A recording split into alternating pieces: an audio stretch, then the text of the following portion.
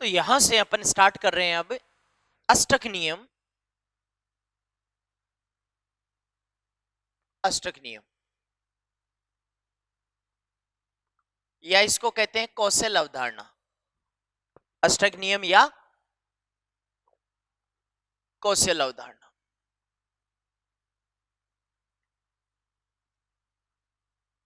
क्यों कहते हैं कौशल अवधारणा? क्योंकि लेविस कौशल ने ये धारणा दी थी। क्या कहता है इस पर आ जाता हूं मैं। अष्टक नियम सब जानते हैं अपन कि अष्टक नियम नाम से ही पता चल रहा है ऑक्टेट रूल। ऑक्टेट रूल, ठीक है, या फिर कौशल्स कॉन्सेप्ट। तो बात करें हम ऑक्टेट रूल या ऑक्टेट नियम क्या कहता है। सबसे पहले सुनना कि ये जो नियम बना इसका आधार क्या था। लोगों ने क्या देखा सबसे पहले कि अक्रिय गैसें हैं, ये बहुत ज्यादा अस्थायी है।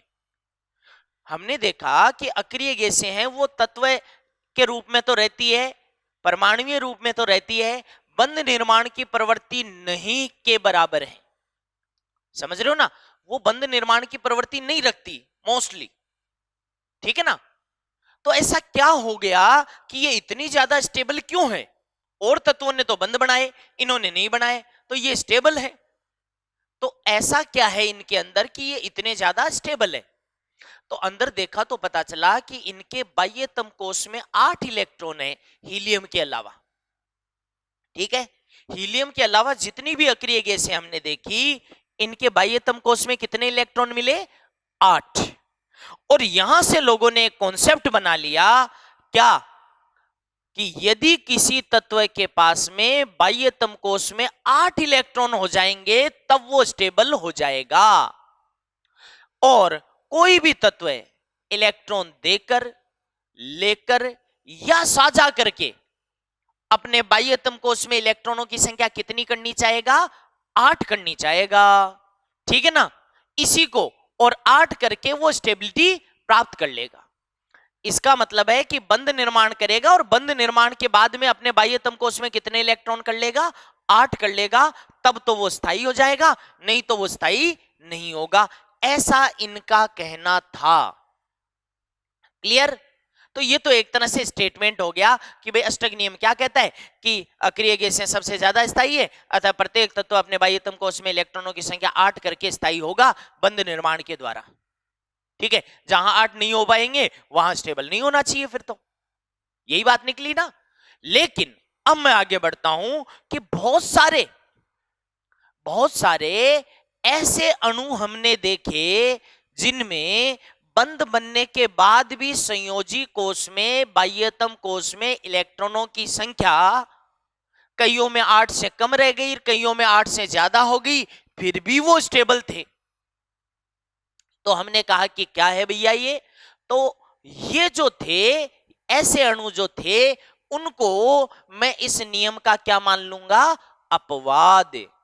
और बेटा जी पहला क्वेश्चन केमिकल बॉन्डिंग का बनने को तैयार हो गया है और वो बनता है अष्टक नियम के अपवादों से। ध्यान से सुन लेना, केमिकल बॉन्डिंग एक ऐसा टॉपिक है जिससे ऑलमोस्ट हर पॉइंट से क्वेश्चन आए हुए हैं। लेकिन अब यहां से पहला क्वेश्चन बनने को तैयार है अष्टक के अपवाद। तो हम देखने जा रहे हैं अष्टक नियम के अपवाद। अष्टक नियम के अपवाद एक एक करके अपन देखेंगे। Exceptions of octet rule. और इसमें पहला जो अपवाद मैं ले रहा हूं वो ले रहा हूं द्विक नियम। द्विक नियम, डुप्लेट रूल। तुम कहोगे सर ये नियम के अंदर नियम क्या है? बताता हूं अभी।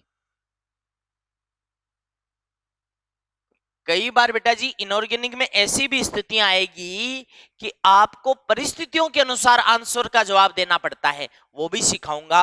पहले इसकी सुन लो, क्या है ये द्विक नियम? अरे अक्रिय गैसों में से ही हमने एक गैस ऐसी देखी जिसके बाह्यतम कोश में 2 इलेक्ट्रॉन थे और वो बहुत ज्यादा स्टेबल थी। लेकिन फिर भी लोग, सवाल उठाने वालों ने उठा दिया कि यार 8 तो नहीं है ना। तो ये डुप्लेट नियम का मतलब क्या है कि कुछ तत्व ऐसे होते हैं जिनमें बंध निर्माण के बाद भी संयोजी कोष में 2 ही इलेक्ट्रॉन होते हैं, 8 नहीं होते, फिर भी ये खूब ज्यादा स्टेबल होते हैं। तो इनको अष्टक नियम का अपवाद माना जा सकता है। मेरी लाइन बड़ी महत्वपूर्ण है, भाषा देखना, माना जा सकता है। ठीक है, ओके। तो ये ऐसे कौन कौन है? अच्छा, ये अष्टक नियम का तो पालन नहीं कर रहे, इसलिए एक नया नाम दे दिया लोगों ने कि भाई ठीक है, डुप्लेट रूल कह दो इसको, द्विक नियम कह दो, क्योंकि दो तो हो रहे हैं ना, हीलियम जैसा विन्यास तो आ रहा है ना, इसलिए। ठीक है, कौन कौन है? जैसे एग्जाम्पल ले लो, एग्जाम्पल काम आएंगे हमारे। बेटा एक हाइड्रोजन है। अब आप बहुत फंडामेंटल चीजें हैं, एकदम जीरो लेवल से अपन उठा रहे हैं इस पॉइंट को कि भाई हाइड्रोजन के पास में संयोजी इलेक्ट्रॉन कितने होते हैं? तो पता चला कि एक ही होता है, ले दे के टोटली एक ही होता है। तो 1s1, इसका मतलब है भाई तुमको उसमें एक इलेक्ट्रॉन है। लेकिन ये 8 तो पूरी करना नहीं चाहता, 2 करना चाहता है, द्विक नियम का पालन करना चाहता है। तो ये जब दूसरे हाइड्रोजन से जुड़ेगा, किसी दूसरे तत्व से जुड़ेगा, तो एक बात ध्यान में रखना, द्विक नियम का पालन करता है। एक छोटी सी बात बता रहा हूं, एक खुद के पास में इलेक्ट्रॉन है, इसको कितने एक्स्ट्रा चाहिए भैया? तो तुम कहोगे सर एक और चाहिए। बेटा जी एक और चाहिए, तो यहां पे एक रूल है कि जितने तुम्हें एक्स्ट्रा चाहिए उतने के उतने तुम साजे में लगाओ। तो इसे एक और चाहिए ना, तो ये अपना एक इलेक्ट्रॉन साजे में लगाएगा, तब एक और मिलेगा। तो सामने वाली हाइड्रोजन आई, बहुत फंडामेंटल बातें कर रहा हूं भाई मैं आज, जीरो लेवल से उठा रहे हैं अपन इस टॉपिक को। दूसरा हाइड्रोजन आएगा, उसके पास में भी एक संयोजी इलेक्ट्रॉन है, इसको भी एक और चाहिए। तो जितने आपको और चाहिए ना, उतने आप रखो यहां पे साजे में। रख दिए साहब, बॉन्ड बन गया। एक बॉन्ड कितने इलेक्ट्रॉनों से बनता है जी? 2 से। तो बेटा अब मुझे बताओ कि इन दोनों इलेक्ट्रॉनों पर इसका भी हक हो गया और इन दोनों इलेक्ट्रॉनों पर इसका भी हक हो गया, तो साझा कितने इलेक्ट्रॉनों का हो गया? 2 इलेक्ट्रॉनों का। ऐसे बनता है H2। अब तुम कहोगे कि सर 2 इलेक्ट्रॉन कैसे हो गए? तो हो गया ना यार, ये 2 इलेक्ट्रॉन, ये जो बंद के इलेक्ट्रॉन होते हैं ना, ये भी संयोजी इलेक्ट्रॉन ही माने जाते हैं। बंद के जो इलेक्ट्रॉन होते हैं वो भी क्या माने जाएंगे? संयोजी। तो अब इसके पास में भी कितने हो गए? 2। इसके पास में भी कितने हो गए?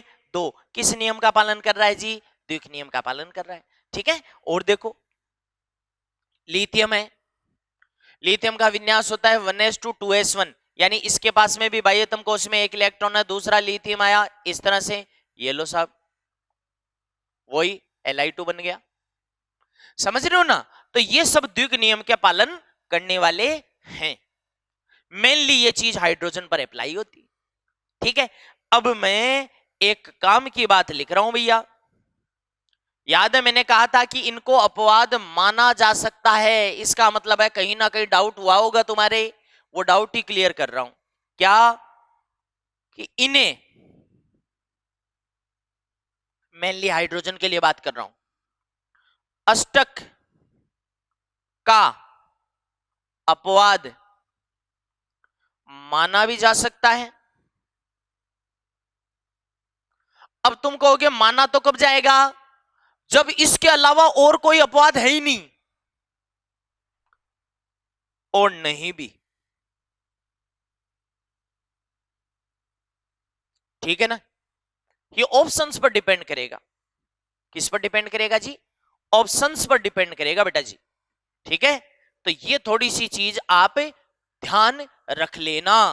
अभी अपन क्वेश्चन करेंगे तब ये चीज मैं वापस रिकॉल करूंगा, ये लाइन। ठीक है, तो नेक्स्ट कैटेगरी में अपन आ जाते हैं। ये तो पहली कैटेगरी थी, कौन सी? द्विक नियम। कि द्विक नियम का अष्टक का अपवाद माना भी जा सकता है इनको और नहीं भी। ओके, सेकंड एक्सेप्शन इसका है नंबर 2, दूसरा अपवाद, वो है अष्टक न्यून अणु। ठीक है, अष्टक न्यून अणु, इसको कहते हैं हाइपो ऑक्टेट। कई जगह इनको इलेक्ट्रॉन न्यून अणु भी बोल देते हैं, यानी इलेक्ट्रॉन डेफिशिएंट अणु, मॉलिक्यूल। ठीक है, ये सेकंड कैटेगरी है। सेकंड कैटेगरी थोड़ी सी काम की है भाई, क्वेश्चन दिए इसने कई बार, तो देखिए कौन से होंगे। जैसा कि नाम से ही पता चल रहा है कि अष्टक न्यून, इसका मतलब है कि इनमें बंद निर्माण के बाद में भी संयोजी इलेक्ट्रॉनों की संख्या 8 से क्या रह जाएगी, कम रह जाएगी। ये तो नाम से ही पता चल गया। ठीक है, एग्जाम्पल्स देखिए बेटा जी, एग्जाम्पल्स की बात करें क्योंकि इंपॉर्टेंट एग्जाम्पल ही है, तो एग्जाम्पल में आप कह देना सेकेंडे व बोरोन फैमिली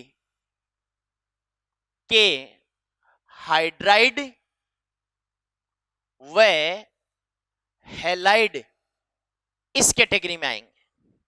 समझ रहे हो ना, मेनली सेकेंडे और बोरोन फैमिली के हाइड्राइड और हैलाइड इस कैटेगरी में अगर आएंगे तो जैसे कौन कौन है, जैसे बेटा जी BeCl2 है, BCl3 है ना, AlCl3 है, BF3 है, ठीक है ना, और हाइड्राइडों के केस में BeH2 है, B2H6 है। हालांकि B2H6 के रूप में पाया जाता है, लेकिन मैं BH3 लिखूं, अगर कभी आपको BH3 लिखा हुआ है तो ध्यान रखना कि BH3 के रूप में ये स्टेबल नहीं होता, बल्कि द्विलक के रूप में B2H6 के रूप में स्थायी होता है। लेकिन बेटा जी ये सब के सब इलेक्ट्रॉन न्यून अणु है, ध्यान से देख लो। अब पता होना चाहिए, कई बच्चे कह रहे हैं कि सर ये रटना पड़ेगा क्या, तो आपको चेक करना सिखा देता हूं। कैसे चेक करें, आप देखिए संयोजी इलेक्ट्रॉन आप निकालिए, केंद्रीय परमाणु के पास में संयोजी इलेक्ट्रॉन निकालने का तरीका देखो। बेरिलियम कौन से वर्ग का है, आवर्त सारणी में सेकंड ए का। अरे बेटा जी एक सीधा तरीका दिमाग में रख लो, फर्स्ट ए के जितने भी तत्व हैं उनके पास में संयोजी electron 1, second A 2, third A 3, fourth A 4, fifth A 5, sixth A 6, seventh A 7, और शून्य वर्ग में हीलियम के अलावा सबके पास में संयोजी इलेक्ट्रॉन है 8। ए वालों का तो काम ही हो गया, समझ रहे हो ना। तो बेरिलियम सेकेंड का है, इसका मतलब है 2 इलेक्ट्रॉन तो इसके पास में बंद बनाने से पहले थे, और कहते हैं कि 2 क्लोरीन इससे जुड़े, तो बेटा जी ऐसे ही तो जुड़ते हैं। देखो मैं जोड़ के बता दूं, बेरिलियम ऐसे, अब 1 क्लोरीन इससे बंद बनाने को आएगा ना, तो 1 इलेक्ट्रॉन अपना लगा देगा, ये क्लोरीन आएगा 1 इलेक्ट्रॉन अपना लगा देगा। अब बताओ बेरिलियम के पास में टोटल इलेक्ट्रॉन कितने हो गए, 4। तो कहते हैं कि 2 तो खुद के हैं और 2 क्लोरीन 2 बंद बनाते टाइम पे दे देंगे, तो 2 और 2 4। ऐसे आपको संयोजी इलेक्ट्रॉन निकालने हैं केंद्रीय परमाणु के पास में, ठीक है। और अगर आप ऐसे स्ट्रक्चर बना सकते हो तो वैसे बता कर लो कि 2 और 2 4 हो गए। कई कहेंगे क्लोरीन के पास में 7 तो होते हैं क्योंकि ये 7th का है, और अब देखो कितने हो गए, 7 और 1 8। क्लोरीन के पास में 7 होते हैं, 7 में से 1 बंद बनाने में लगा दिया, 1 यहां से मिल गया, तो 7 और 1 8। ऐसे चेक करते हैं, ध्यान से देख लो, ठीक है ना। तो BCl3 कौन से का है, बोरोन, थर्ड ए, और 3 क्लोरीन जुड़ गए तो 3 और 3 6, बताओ 8 से कम हो रहे हैं ना। और देखो यही 3+3, यही 3+3। अब कई बच्चे बोरोन BF3 में, थोड़ा सा ध्यान से सुन लो, कई बच्चे कहते हैं कि सर BF3 में बैक बॉन्डिंग हो जाती है वगैरह वगैरह, लेकिन मैं यहां पूरी तरह से NCERT को फॉलो करूंगा। और आपको खास बात बता देता हूं कि NCERT में बोरोन परिवार खोलोगे तो एक लाइन मिलेगी, क्या लिखा हुआ मिलेगा कि बोरोन के त्रिसंयोजी जो हैलाइड होते हैं वो इलेक्ट्रॉन न्यून होते हैं।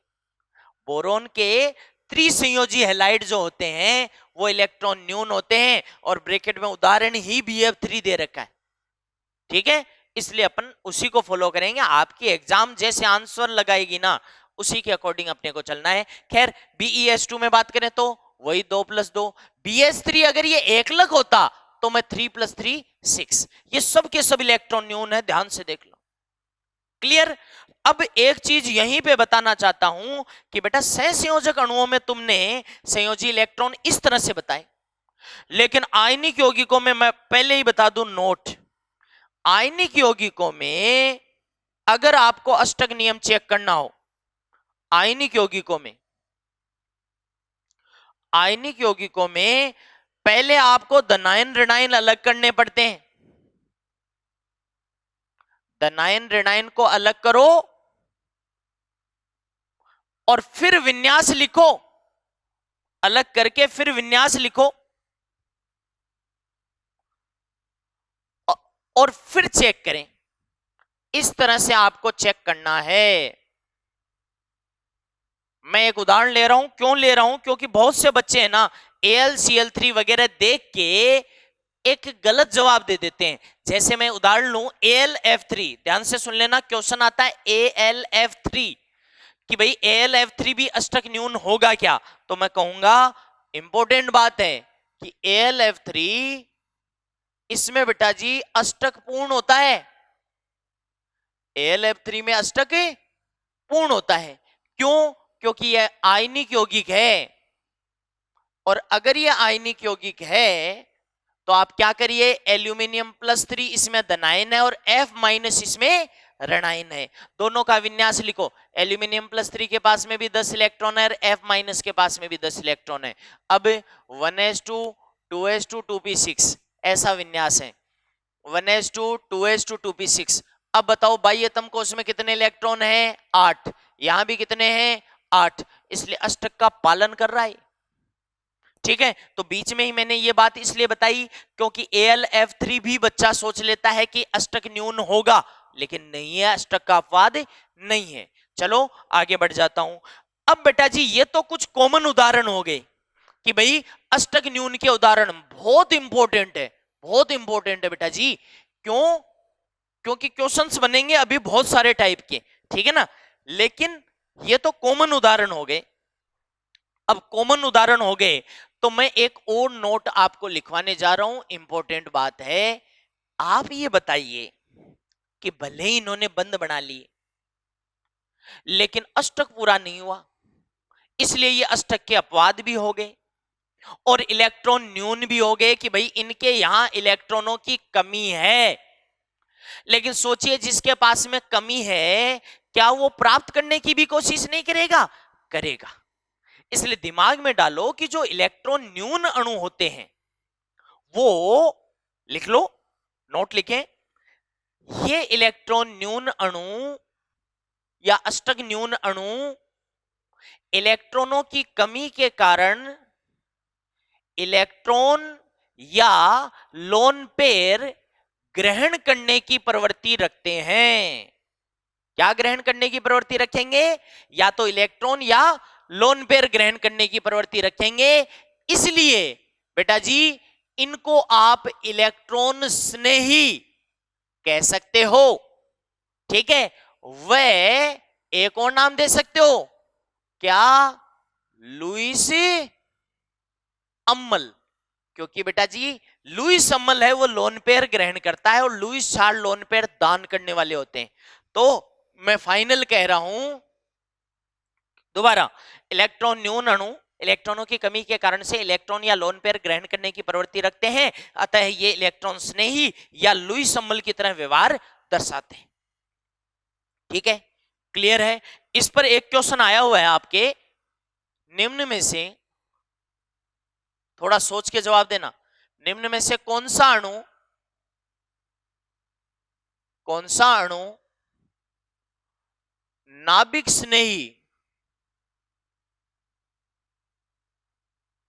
नाभिक स्नेही की तरह व्यवहार करने की न्यूनतम प्रवृत्ति रखेगा? न्यूनतम प्रवृत्ति रखेगा। और किसकी तरह से व्यवहार करने की? नाभिक स्नेही की तरह से व्यवहार करने की। और ऑप्शंस देखिए, NH3, दूसरा H2O, तीसरा CO, ठीक है, और चौथा है BF3। सोचिए, तो मैं बताता हूं भैया कि नाभिक स्नेही का मतलब है बेटा जी जो पॉजिटिव चार्ज की तरफ स्नेह रखे। और पॉजिटिव चार्ज की स्नेह कौन रखेगा? जिसके पास में इलेक्ट्रॉनों का खुद के पास में आधिक्य है, ज्यादा है। क्यों? क्योंकि ये नाभिक स्नेही का मतलब है इलेक्ट्रॉन देने की प्रवृत्ति हो। तो आप बताइए कि इनमें से देने की प्रवृत्ति सबसे कम किस में होगी? तो तुम कहोगे सर जो खुद इलेक्ट्रॉन न्यून है, और ऐसा कौन जवाब गया था? उसका आंसर BF3 चला जाएगा। ठीक है ना। तो ये इलेक्ट्रॉन न्यून कि कुछ मैंने बातें की है। अब इसमें कुछ इंडिविजुअल एग्जाम्पल्स और देखते हैं। इंडिविजुअल एग्जाम्पल्स देखें। मैं जो बात करने जा रहा हूं बेटा जी, अब मैं कुछ गिने चुने एग्जाम्पल्स को अलग से बात करना चाहता हूं इसमें, ठीक है। और उस कैटेगरी में सबसे पहला नाम आता है, एक एग्जाम्पल ले रहा हूं, ये एग्जाम्पल ही है स्टकन्यून का, और वो है बोरी कमल के बारे में डिटेल में बातें करना चाहता हूं। बोरी कमल क्या होता है साहब? BOH होल थ्राइस, या इसको कहते हैं H3BO3। बेटा ये इसकी स्ट्रक्चर होती है, जरा ध्यान से देखो, BOH OH, 3 OH समूह जुड़े। और अपनी बात हुई थी पिछली क्लास में जब BCl3 का जल अपघटन हमने किया था, हाइड्रोलाइसिस किया था, तो बताया था कि बोरोन जब 3 बॉन्ड बनाता है तो एक खाली कक्षक होता है इसके पास, ठीक है। कई इसमें बैक बॉन्डिंग की बात भी करते हैं, लेकिन मैं एक बार इसको अगर संयोजी इलेक्ट्रॉन इसके काउंट करना चाहूं बोरोन के, बोरोन के पास में संयोजी इलेक्ट्रॉन काउंट करो पहले। तो पता है संयोजी इलेक्ट्रॉन अगर आपने स्ट्रक्चर बना ली हो तो चेक करने का एक और तरीका होता है। वैसे तो तरीका हो गया कि बोरोन के पास 3 तो खुद के पास थे, कैसे पता चला? थर्ड ए का है, और 3 बॉन्ड इसने बना लिए तो 3 और एक्स्ट्रा मिल जाएंगे, तो 3 और 3 6। या तो ऐसे देख लिया करो, या फिर बेटा जी एक बॉन्ड कितने इलेक्ट्रॉनों से बनता है? 2 से, तो 2 2 4 और 2 6, ठीक है। इसका मतलब है ये बताइए कि इसे मैं इलेक्ट्रॉन न्यून या अष्टक न्यून मानूं कि नहीं मानूं? तो मैं इसे अष्टक न्यून मानता हूं। क्लियर? अब यह तो बात होगी कि इसे भी मैं अष्टक न्यून का उदाहरण मान रहा हूं, ठीक है। लेकिन कुछ बातें और कर लो इसके बारे में। आपको पता होना चाहिए कि ये अम्ल है, तो कोई पूछ ले कि ये कितने H+ देता है, तो बताना चाहता हूं कि ये H+ का त्याग नहीं करता, ये H+ का त्याग नहीं करता, और न H+ ग्रहण करता है, न H+ ग्रहण करता है। अब आपको पता होना चाहिए कि H+ का त्याग करने वाले को कहते हैं आर्यनीय सम्मल। इसका मतलब है कि ये कैसा अम्ल है, कोई पूछ ले क्या इसे आर्यनीय सम्मल मानूं, तो मैं कहूंगा यार आर्यनीय सम्मल नहीं है ये। क्यों? क्योंकि आर्यनीय सम्मल होता तो H+ का त्याग करता, ठीक है। अच्छा, ये OH- का त्याग भी नहीं करता, OH- का त्याग भी नहीं करता, इसका मतलब है आर्यनीय क्षार भी नहीं है ये, आर्यनीय क्षार भी नहीं है। क्यों? क्योंकि आर्यनीय ने कहा था H+ देने वाले को अम्ल कहता हूं और OH- देने वाले को क्षार कहता हूं, तो उस हिसाब से आर्यनीय के अनुसार तो ये ना तो अम्ल है ना क्षार है। उसके बाद में एक धारणा आती है ब्रोंस्टेड लोरी धारणा। ब्रोंस्टेड लोरी धारणा कहती है कि H+ देने वाला तो अम्ल होता है और H+ ग्रहण करने वाला क्षार होता है।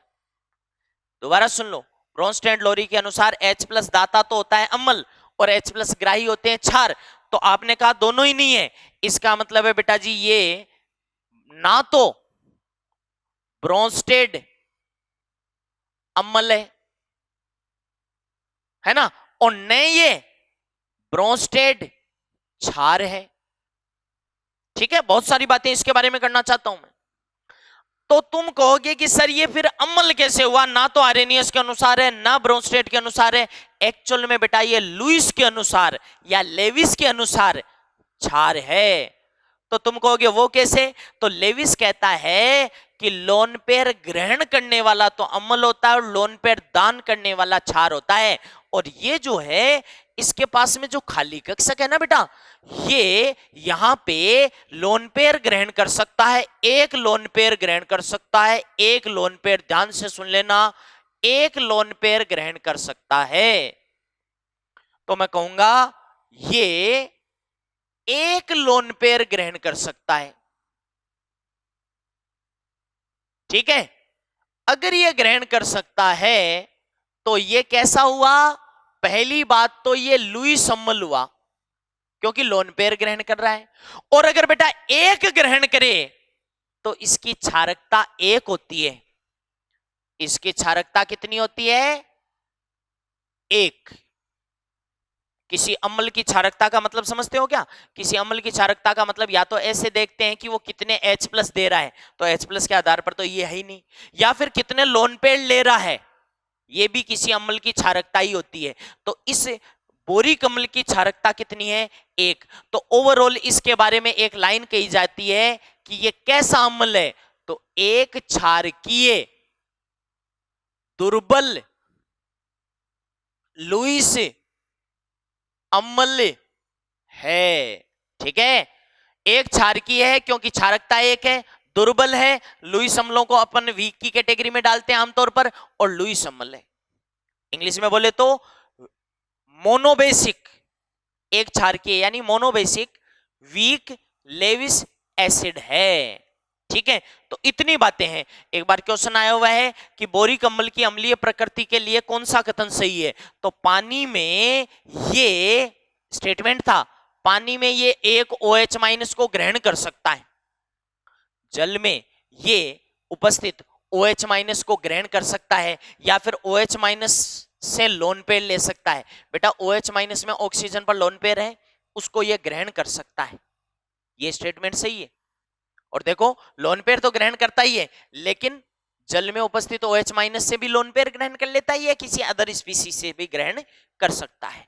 ठीक है, तो ये मैंने इतनी बातें बोरिक अम्ल के बारे में की है क्योंकि क्वेश्चन बनते थे, अदरवाइज तो मैं यही खत्म कर देता था कि अष्टक न्यून का उदाहरण इसे भी माना जा सकता है। क्लियर? एक और बेटा ऐसा ही उदाहरण मैं लूंगा इसी अष्टक न्यून की कैटेगरी में। एक अलग से देखने लायक उदाहरण और है, और वो है CO यानी कार्बन मोनोऑक्साइड के बारे में कुछ बातें मैं करने जा रहा हूं। ये भी कंट्रोवर्शियल है भाई, इसलिए बात कर रहा हूं CO के बारे में।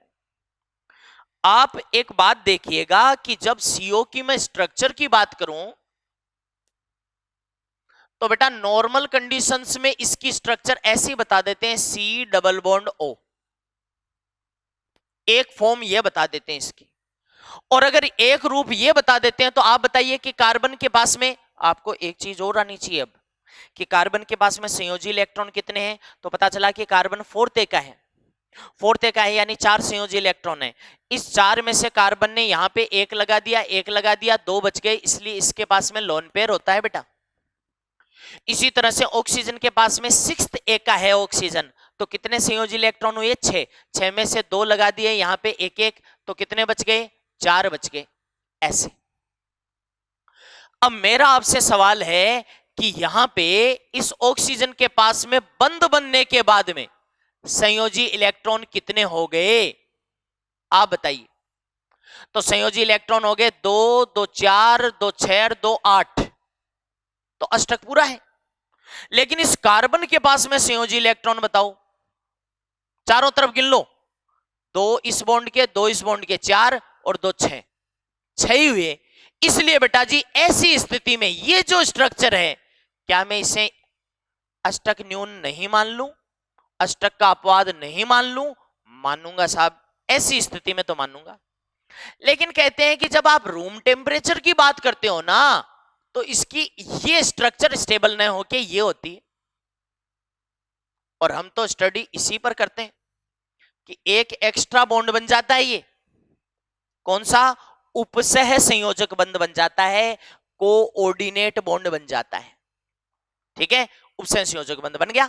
अब कार्बन के पास में देखिए 4 इलेक्ट्रॉन थे, एक यहां लगाया, एक यहां लगाया, 2 बच गए। ऑक्सीजन के पास में 6 थे, 2 यहां लगा दिए, और इस बॉन्ड का मतलब है 2 एक साथ लग गए, तो बच गए कितने? 2। ये लो, अब आप चेक करो ऑक्सीजन के पास में संयोजी इलेक्ट्रॉन, पता चला 2 तो ये रहे, और एक बॉन्ड के 2 होते हैं, तो 2, 2 4, 2 6 और 2 8। जरा कार्बन के पास में चेक करो, 2 तो ये और 6 ये, 8 संयोजी इलेक्ट्रॉन। अब बताओ रे अष्टक पूर्ण है कि नहीं? तो तुम कहोगे सर अब तो अष्टक पूर्ण है। तो अब बताइए कि निष्कर्ष क्या निकालें? तो हाइड्रोजन के जैसे ही CO भी डाउटफुल है। तो मैं एक लाइन पहले भी लिखवा चुका हूं, अब वापस रिपीट कर रहा हूं उस लाइन को। क्या?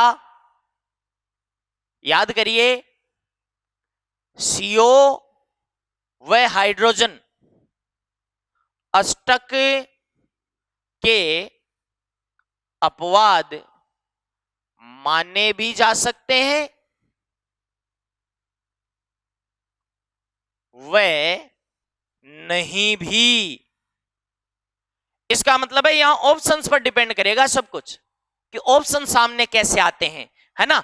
तो एक क्वेश्चन करके मैं बताता हूं कि ऑप्शन के अकॉर्डिंग कैसे अपन जवाब से पलटते हैं, कैसे अपन जवाब देते हैं, ठीक है ना। जैसे एक क्वेश्चन ले रहा हूं, अष्टक के अपवाद, अष्टक का अपवाद है, ठीक है। अष्टक का अपवाद ढूंढना है, या फिर ऐसा भी कह सकता है अष्टक न्यून अणु है, कौन सा है। 4 ऑप्शंस पर डिपेंड करेगा। पहले 4 ऑप्शन देखिए साहब, CCl4, दूसरा ऑप्शन है NCl3, तीसरा ऑप्शन है OCl2 और चौथा ऑप्शन है CO। अब बताइए साहब, आपको मैंने संयोजी इलेक्ट्रॉन चेक करना बता दिया है, चेक करो। कार्बन के पास में खुद के संयोजी इलेक्ट्रॉन 4 होते हैं, क्योंकि ये 4th ए का है, और 4 क्लोरीन से जुड़ेगा तो और मिल जाएंगे, 8 हो गए, अष्टक पूरा है ना। ओके। नाइट्रोजन 5th ए का है तो 5 तो खुद गए और 3 और मिल गए। ऑक्सीजन 6th ए का है तो 6 2 8। लेकिन अब बताओ, इन 3 ऑप्शन में तो कोई कमी नहीं है ना। ऐसी स्थिति में मुझे CO को अपवाद मानना पड़ेगा, समझ गए ना। तो अब तुम कहोगे कि सर आपने तो CO को एक्सेप्शन मान लिया। बिल्कुल मान लिया। अभी रुको, अब मैं थोड़े से ऑप्शन चेंज कर रहा हूं। अब बात आती है कि तीसरा ऑप्शन मैंने CO डाल दिया और चौथा ऑप्शन मैंने डाल दिया है, ध्यान से देख लेना, B2H6। B2H6, इस B2H6 को भूल मत जाना। कौन है ये? डाइबोरेन नाम है इसका, और मैं बता चुका हूं कि ये BH3 का द्विलक है। 2 BH3 जुड़कर इसको बनाते हैं और ये क्लियर कट अष्टक का अपवाद है। तो तुम कहोगे कि सर CO और इन दोनों में से एक ढूंढना है, तो किसे जवाब दूंगा? क्योंकि CO तो डाउटफुल है, हो भी सकता है और नहीं भी, लेकिन B2H6 तो पक्का है, इसलिए यहां जवाब ये चला जाएगा। तो देखा आपने, ऑप्शन के अकॉर्डिंग बदलना पड़ता है अपने को कई बार, ठीक है। और देखिए, 4 ऑप्शंस में अगर मैं थोड़ा और बदल रहा हूं, मान लीजिए कि 4 ऑप्शन इस तरह से है भैया, CH4, NH3, B2H6, ऑल, या फिर इसको भी मैं H2O कह देता हूं। ये लो, ये लो। अब बताओ, इनमें से अष्टक का अपवाद कौन है? तुम कहोगे सर कार्बन के पास में 4 + 4 = 8, 5 + 3 8, ऑक्सीजन के पास 6 होते हैं और 2 जुड़ गए 8, सबका पूरा है अष्टक। अब बताओ आंसर क्या टिक करोगे? तो फिर तो अब तक मैंने ये जो चेक करवाए हैं ना, ये बेटा केंद्रीय परमाणु चेक करवाया है। सिरे वाले परमाणु को भी तो देख लो। तुम कहोगे सिरे वाला कौन है? हाइड्रोजन है। तो हाइड्रोजन के बारे में लाइन याद है क्या, कि हो भी सकता है और नहीं भी हो सकता, और अगले ने कहा नहीं, किसी एक को तो सिलेक्ट करो ही करो। तो तुम कहोगे सर ऐसे तो हो ही सकता है, ये भी हो सकता है, ये भी हो सकता है, ये भी हो सकता है, और कोई एक हो सकता है, तो फिर तीनों चुनने पड़ेंगे। इसलिए यहां पे आपको जवाब क्या देना पड़ेगा? ऑल। ये ऑप्शन पर डिपेंड कर रहा है। अभी देखिए, थोड़ा सा मैं चेंज कर रहा हूं, अब थोड़ा सा मैं चेंज कर रहा हूं बेटा। तीसरा ऑप्शन दे दिया मैंने H2O, और चौथा ऑप्शन मैंने दे दिया B2H6। अब बताओ साहब, तो यहां केंद्रीय परमाणु का अष्टक पूरा है 6 + 2 8। तुम कहोगे हाइड्रोजन तो चारों में है, अब एक ही ऑप्शन सिलेक्ट करना है, तो केंद्रीय परमाणु के सापेक्ष कौन है जो अष्टक अपूर्ण रखता है? तब जवाब B2H6 जाएगा, ये नहीं जाएगा। तो थोड़ा सा इन पर आपको वर्कआउट करना है, और कंपटीशन में ऐसा कई जगह करना पड़ेगा कि बेटर ऑप्शन ढूंढना पड़ता है। क्लियर?